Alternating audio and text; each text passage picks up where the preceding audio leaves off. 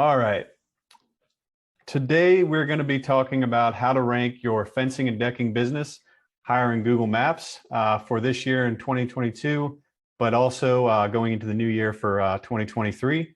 And I'm Alex Danner, the CEO of Fence and Deck Marketers. All right, so if you wouldn't mind just turning off your cell phone, turning off social media, give me your undivided attention if you could for the next 30 to 60 minutes, because if you are a fencing or decking business owner, these next 30 to 60 minutes could change your life and really help improve your business to get a lot more leads each month. Okay, so what we're going to be covering is all the latest updates with Google Maps and the listings that they show in their map pack. They're constantly changing, so there's always things you got to stay on top of. Also, the 5 biggest issues that we see pretty often that could really be preventing you from getting those rankings that you want in the city that you're in. Also, our proven model that we use to get people in that map pack, that 3-pack, step by step, basically the things that we do to get the good results for our clients. And then also the tools to help systematize and automate basically this whole process. There are a lot of tools out there that can help to make your job a little bit easier, and ones that we use as well. So who am I and why should you listen to me? So as I said, I'm Alex Danner, the founder and CEO of Fence and Deck Marketers, and been doing digital marketing for about 10 years or so. And it's what I love to do and what I'm passionate about. And really decided to work with fencing and deck companies for a couple reasons. One was we're getting really good results for clients that were in this niche, and also just really enjoyed working with them. Met a lot of really great people that own these types of businesses, and also have quite a bit of experience of fencing myself up in my farm in Pennsylvania. We have 250 acres of deer fence, 8-foot high deer fence that I helped install. So I know just how much work goes into doing fencing and decking work, every day. So just really respect it, and that's another reason why I really enjoy working with owners of those types of businesses. All right, so with Fence and Deck Marketers, we only work with fencing and decking companies. This is what we do. This is what our team does. We're really just focused on these types of businesses.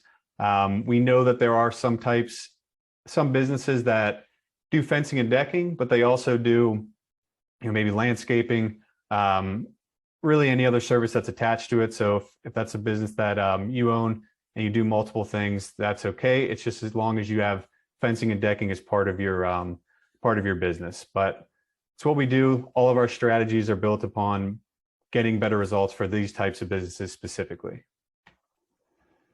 All right, so we have a marketing system that we implement called our Omnipresence marketing system.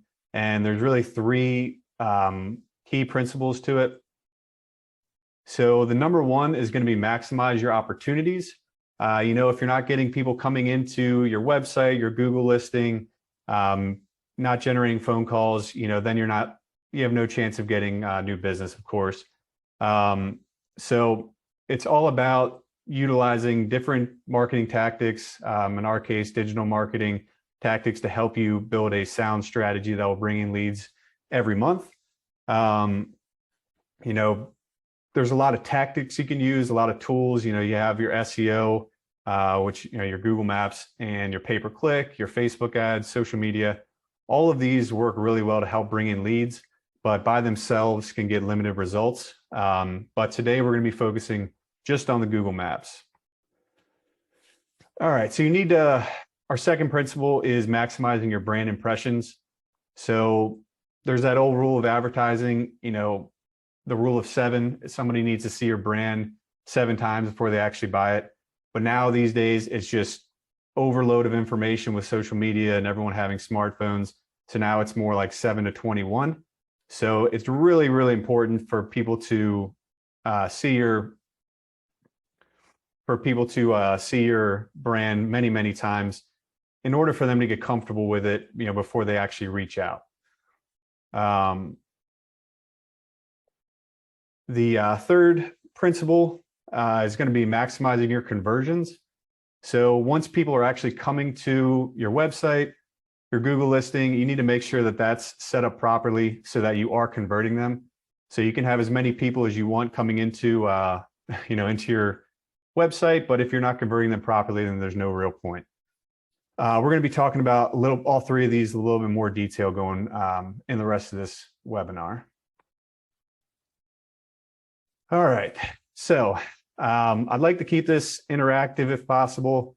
No, we don't have too many people in on the webinar, but just curious. So put a 1 in the chat if you think Google Maps matter, and put a 2 in there if you think they don't matter and are not relevant, in this year and years going forward.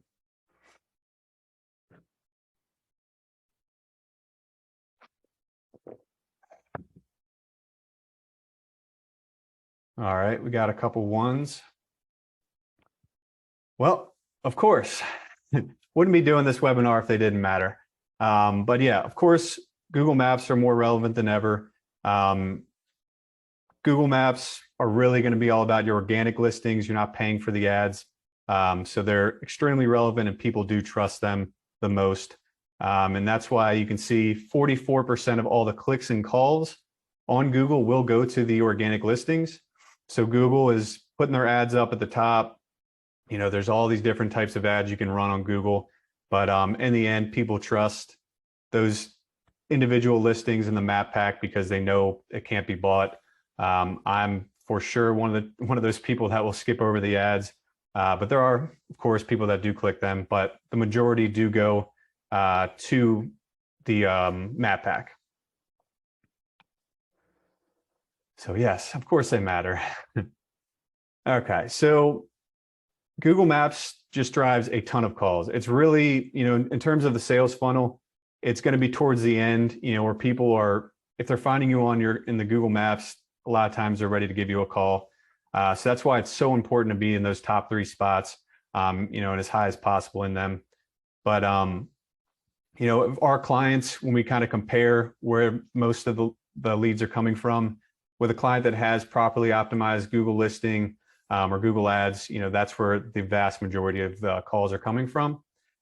And you really just don't want to rely on paid strategies alone. I know that can be a common practice, but it's just a very expensive way to get leads. And it's something you're kind of like on the hook with Google forever. If you stop paying them, you're not going to rank anymore. But if you have your Google Maps listing ranked high, then over time, you're going to draw down that cost per lead, with good SEO. So it gets cheaper and cheaper to bring in new people. And since the majority are clicking there, your numbers are going to increase while the cost is going to decrease.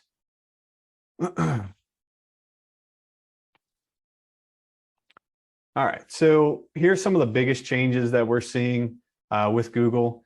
So they're very, very geo-based, meaning the location of the searcher, whoever's typing in their phone, fence company near me, deck company near me. It's very critical in Google's algorithm to bring in locations that are close to the searcher. It's always been the case, but now it's getting more and more difficult to rank your listing from farther away. So it's very important. It's very important to have your Google Maps listing put together properly so you can rank in your city. Also, they're starting to serve paid ads in the map results. So before you would have the map pack and you wouldn't have an ad in there, but Google loves to make money and they're really good at it. So they'll put an ad above all the organic listings. And also they have local service ads.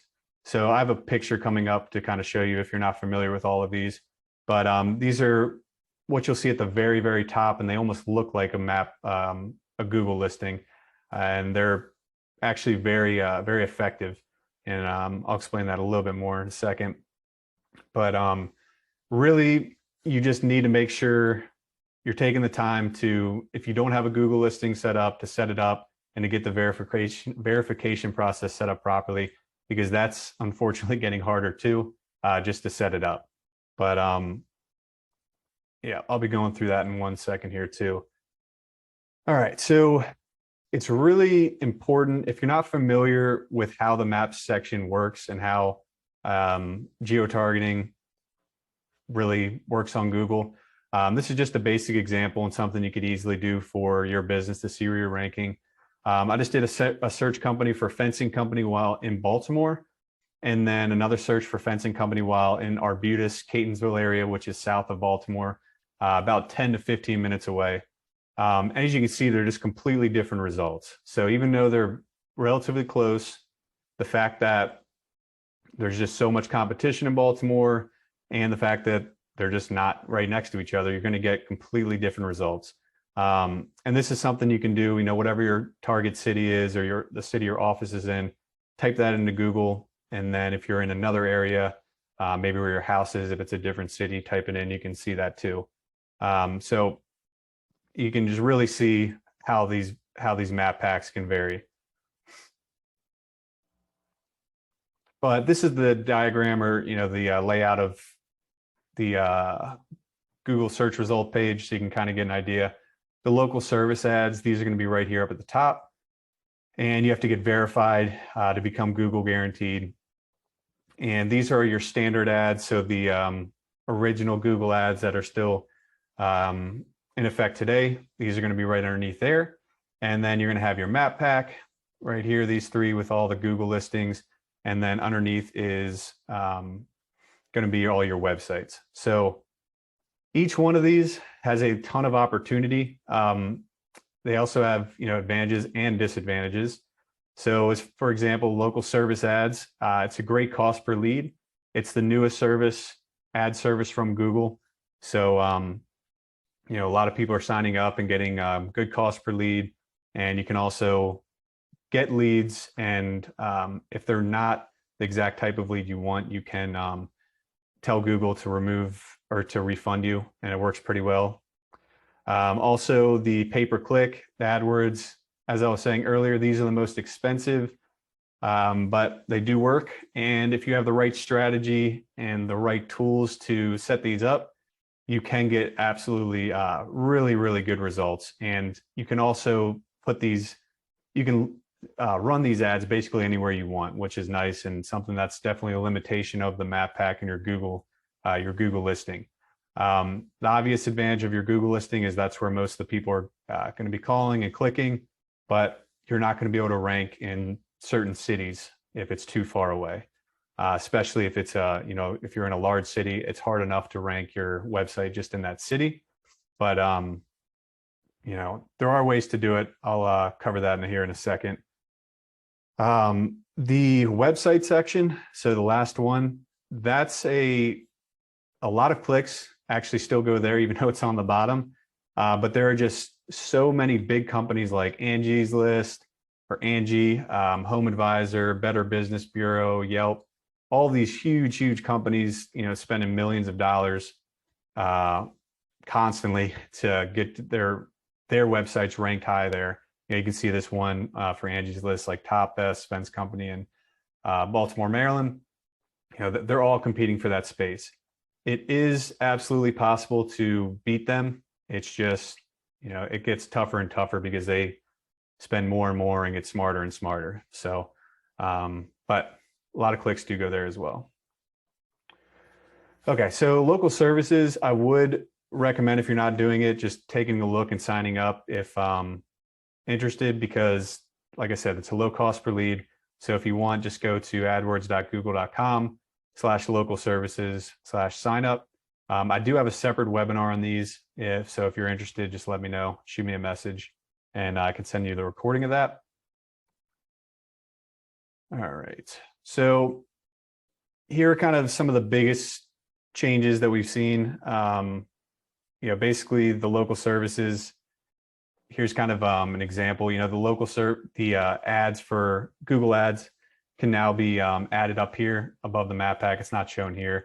You got the local services and then the third-party listings. So this is just kind of a recap. But again, these third-party listings just take a ton of work to beat out, but it is possible.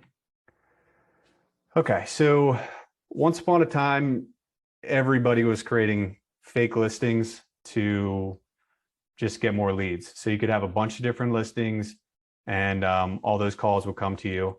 But now Google has figured it out and they say as of 2015, 70% these were reduced and removed.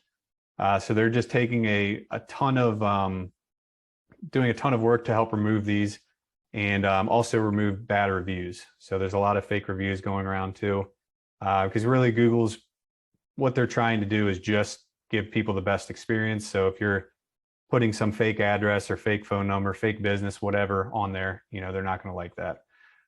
So they're constantly getting smarter with that. And really just adding those fake listings an old strategy.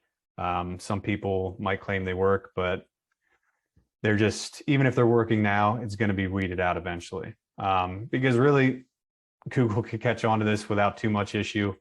All the people are using UPS stores or PO boxes all over the place, or virtual offices, and they realized there's not a real business attached to it, so they just took them down. Okay, so there's a lot of things you could be doing to hurt your rankings on Google Maps. One thing that will absolutely make it harder is if you're trying to rank in a city that you're not actually located in. So if you're trying to rank in, say, like Dallas, Texas, you need to make sure you're in Dallas. And not only your address says Dallas on there, but you're actually within the Google boundary for Dallas, according to Google. So if you were to type in, Dallas, Texas in Google, you'll actually see like a red, I believe, like dotted line around Dallas. So even if you're on the outskirts and it says your address says Dallas, if you're not within that boundary, Google's not going to recognize that. We've seen this before and it causes a huge, huge issue. So it's always best to just check that out. We already talked about this, if you have spam or fake locations, if you're not using a legitimate office for your business, then that's going to cause a lot of problems. And these days, if you try to do that, it's going to be very hard to even get it verified, with Google asking for sometimes even a video of you going around the business to show the signage and the office in general. It's going to be tough to do that with a fake address. So, but if you don't have an office, so say you don't have an office in the city you want to rank for, maybe you're in a smaller suburban area, but you want to rank in a bigger city, a couple of good options. Of course, you could get a new office there. You could actually pay for an office, like just a really small one for, $300 to $500, depending on where it is. You still have the option to rank your website. So even though it'll be tough for your Google listing, you can rank your website very high there. Also pay-per-click, like I was talking about earlier, you can pay Google to rank pretty much wherever you want. And same with the local services ads. You could do social media advertising, which is always a good idea, posting a couple times a week. And then Facebook ads. Facebook ads, you're going to be going more towards, trying to reach out to people and show them the ads versus getting them when they're coming to you. But basically the first thing that should be done when you're starting to improve your Google Maps rankings is you want to make sure your name, address, and phone number are consistent across the internet. So these are all called citations, and it's basically your information that's on another website, like a directory. So if you've gone to Yelp or Facebook, really any kind of website that has business directory information on it, those are called citations, and that's what Google will check to see if it matches across the internet. So if it's inconsistent, Google's algorithm is going to say, okay, we have two different addresses, we're not sure which one's the right one, 3 different phone numbers, or we have 2 businesses with the same phone number. They're not going to trust it as much as one that's perfect across the board. So really need to make sure how to you do that properly. And in the next couple of slides, I'm going to show you some tools you can use to accomplish that. Okay, so this one you may have seen before. So if you spam your company name, so basically people will say like, all right, I'm a fence company in Columbia, Maryland, or I guess I'll do some bigger cities, Dallas, and they want to rank in, say, or maybe they're in Plano, Texas, and they want to rank in Dallas. So they put Dallas, Texas, fence company or something like that in the name of the business of your Google listing. Because at one point, and it still plays a part today, if they see that city in there, if somebody types in, Dallas fence company, you got a higher chance of showing up. But as I was saying, Google gets smarter, consistently, and they're picking up on this, and they're actually suspending your listings. So you want to make sure that it matches your company name perfectly. You can change up your name, add a DBA name to add some of those keywords in there. But then you want to make sure you change your logo. You need to change all your citations. Everything's got to be that new name. And then you won't have that problem. Also, your reviews. So your reviews play a really big part in your rankings as well. Google wants to see that, people are consistently leaving them, and also have more than your competitors. Typically, 20 to 30 reviews is kind of the minimum. That's when people start to feel more comfortable. But if you have competitors that have, 40, 50, 60, and you have, 10 or 20, they're more than likely going to get opportunity at that lead before you do. But if they have 100, or, there's some out there that might have like 600 reviews, which is going to be very hard to catch up to, especially if they have that many. That probably means they're generating a ton each time. So for those, you typically want to at least get into the three figures, over 100, and try to keep it, 4.7 to 4.9, 4.6. If you have like 600 reviews with all 5 stars, that can look a little sketchy, but for sure don't want to be going down into the low 4s or 3s or below that. The 4.7 to 4.9, people seem to trust the most because it sounds the most like a legitimate business. And people that have had problems, and also people want to see how you respond to the review. So if somebody gives you a bad review, you can actually respond to it, and people will for sure look for those, to see what brought the ratings down. Okay, so here's kind of our proven formula, what we do to get people ranked in the 3-pack. Of course, you need to optimize your, you need to claim it and optimize your Google My Business listing. They renamed it Google Business Profile. Maybe one of these days I'll pick up on it and I'll remember, but still been calling that every now and again. So you got to claim that and optimize it. I'll show you how to optimize that in a second. And then got to build citations like I was talking about, lots of reviews, and then your on-page optimization of your website. So I'll be going through these in more detail. So first one being, you got to, of course, claim your actual listings, your Google Business Profile. You want to make sure that you have the login for the account. Sometimes people have like an old email being used, one they don't have access to. So make sure you do know that. Also, there can only be, I think, one primary owner. So make sure it wasn't like a past marketing company or something that's owning the listing. So log in and make sure you have full control over that.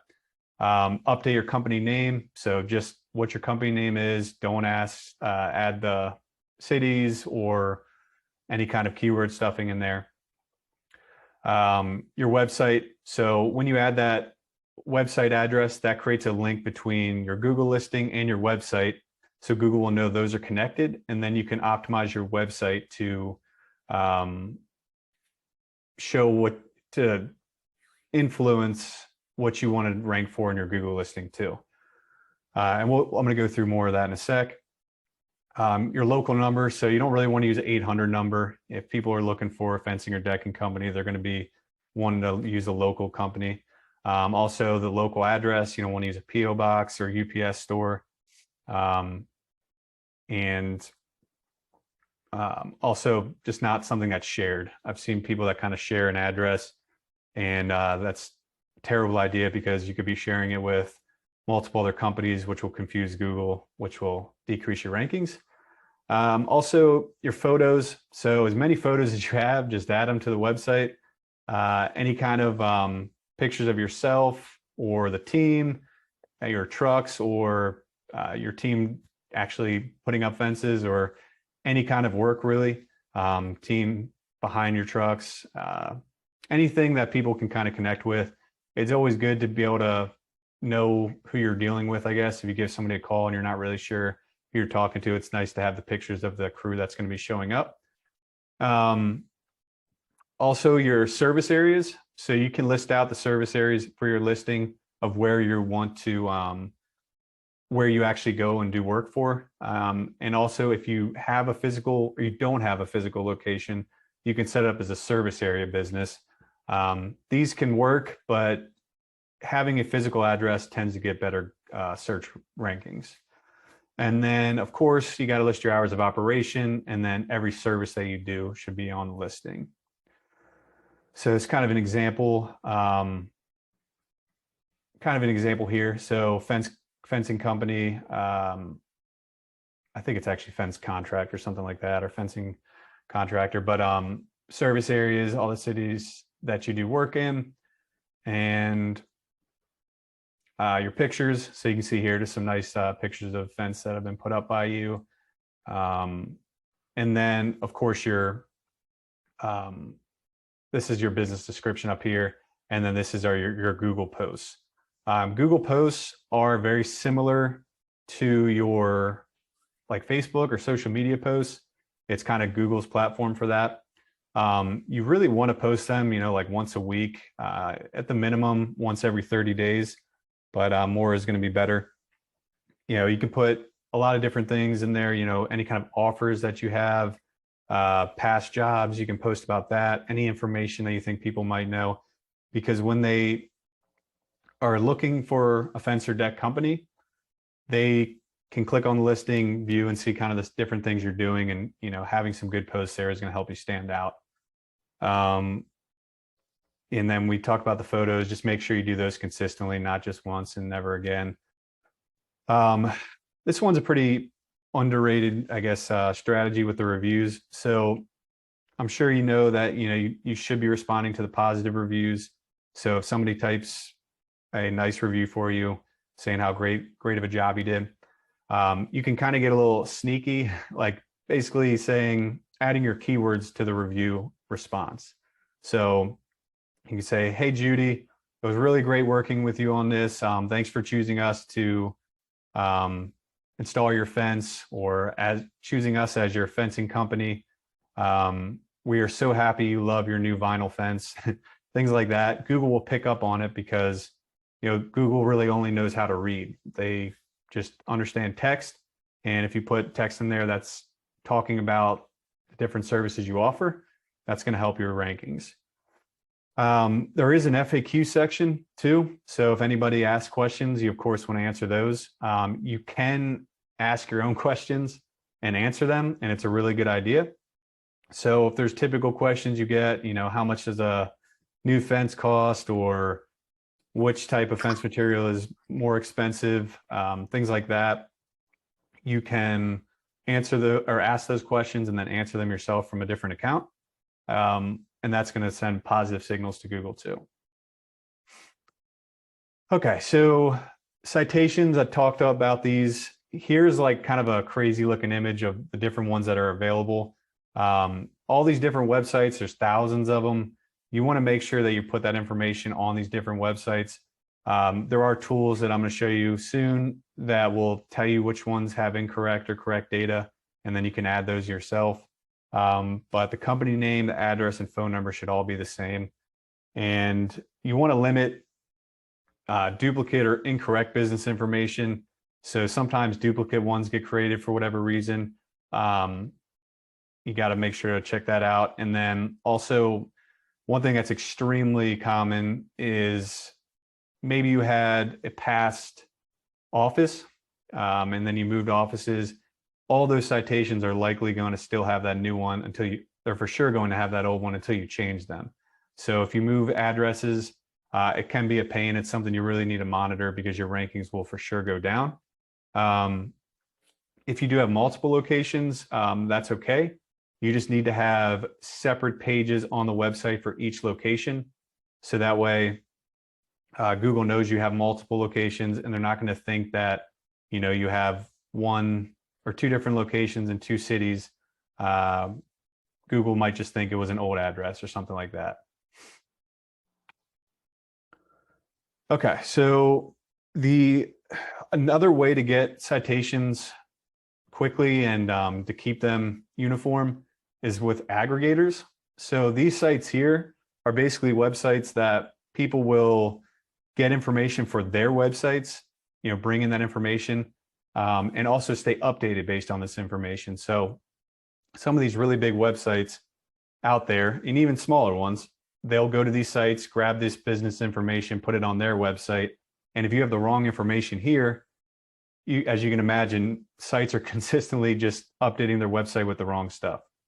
So you really need to make sure these are set up and renewed each year. On top of this, you want to try and get niche specific directories too. So anything related to fencing or decking.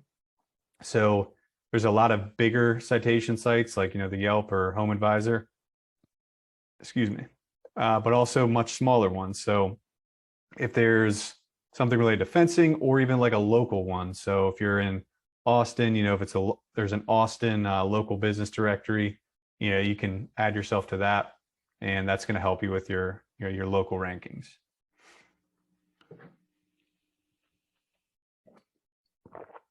Okay, so there's quite a few tools you can use to help you build these citations.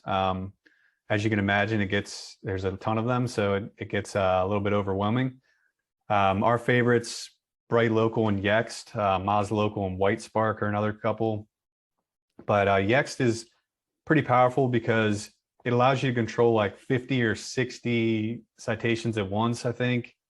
Something around there, but you can set the business information and it'll distribute it to all these huge websites, and it'll take care of a lot of the big ones for you. So if you tell them the information you have, it'll distribute it. And then what's also nice, say you do that once and you want to change something up, you can just change it once and Yext will take care of it for you. The downside is you pay monthly for it. So if you want to use Yext, you got to continually pay for it to keep those up to date. Where if you use Bright Local, you could get those citations individually and keep them. It's just, if you want to make a change, you have to spend a lot of time going to each individually to fix that. But with Bright Local, it's a one-time cost. Okay, so as I was saying, citations are just very, very important. So if you are concerned about your citations, in my experience, pretty much everybody has inconsistent citations to some extent. It's pretty rare to see some that are perfect unless they're taking care of them each month.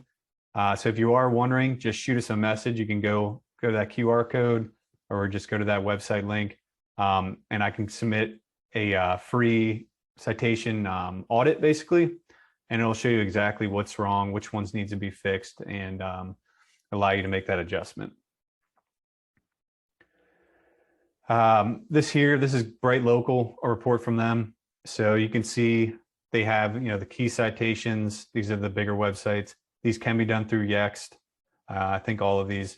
And it's just kind of a nice report because it'll search all of these websites and bring back the address, the name, the phone number that's associated with each one of these citations. So if it's wrong, you can go in, update it, or whatever you got to do to fix that. And it'll kind of give you a score to see just how good of a job you're doing.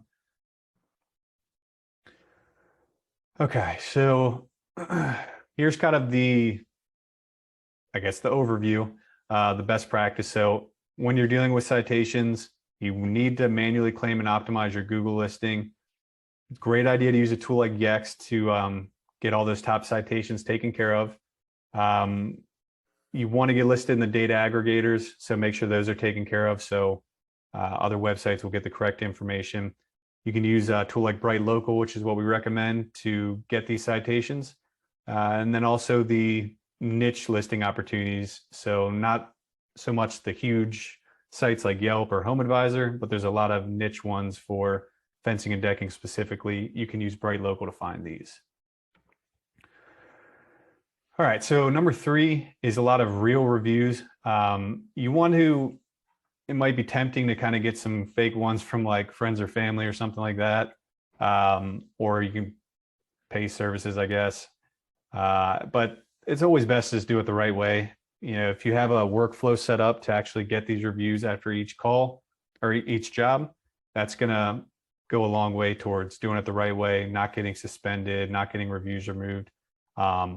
You know, just doing things the right way. There's a couple of things you could do to get these.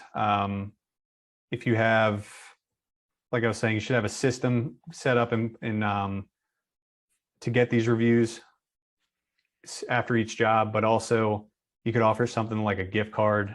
I've seen people do that, like a Starbucks gift card, but I'm going to go into a little more detail of how to get reviews consistently.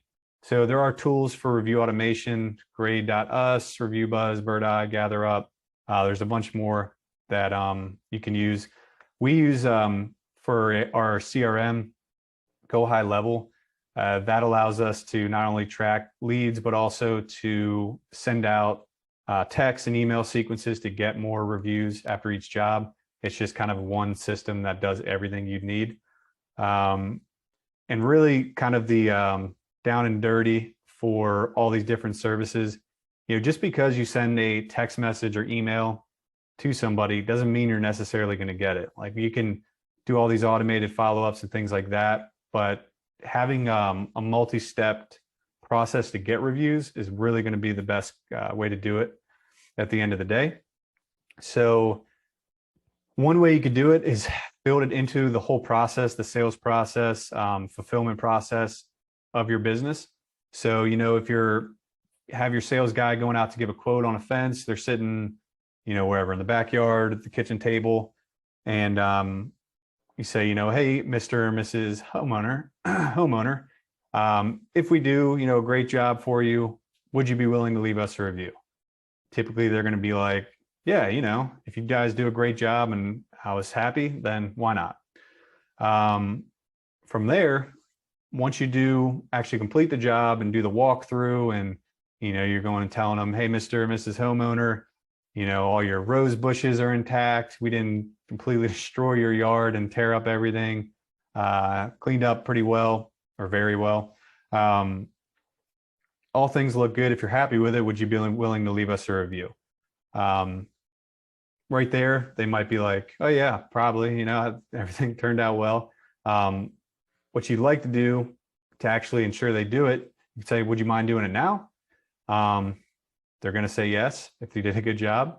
You can send them that link and say, hey, you know, would you mind leaving it really quick? Because basically, if you don't do it then, you're going to have a lot more trouble getting them to do it. They can easily ignore texts and emails. But if you ask them right there, you know, there's a good chance they're going to leave it, or pretty much guaranteed to leave it if you sit there with them, you know, respectfully, of course. And then from there, you know, you consistently get reviews after that. But the whole key is to mention it multiple times, you know, kind of hold them accountable. If they said they would do it, ask them to do it, you know, nicely. And that's how you're going to get more reviews. Okay, so now we're going to kind of go over to the website side of your Google rankings in the Google Maps. On-page optimization is really, really important. So if you have, as I'm sure you do multiple types of fence, you know, you would have a page for fence installation, you know, fence repair, and then you would also have each type of fence. So some people might be typing in, you know, fence company near me or fence installation. Maybe they don't know what type of fence they do, or maybe they, you know, maybe they do and they just type that in anyways. But a lot of people, as we can see from our software, are typing in, you know, vinyl fence, wood fence, chain link fence, aluminum fence, picket fence. So you want to have a separate page for each of those on the website. That's going to allow you to rank for these different keywords. Instead of just fence company near me, you can rank for all these different ones that are getting a ton of search volume.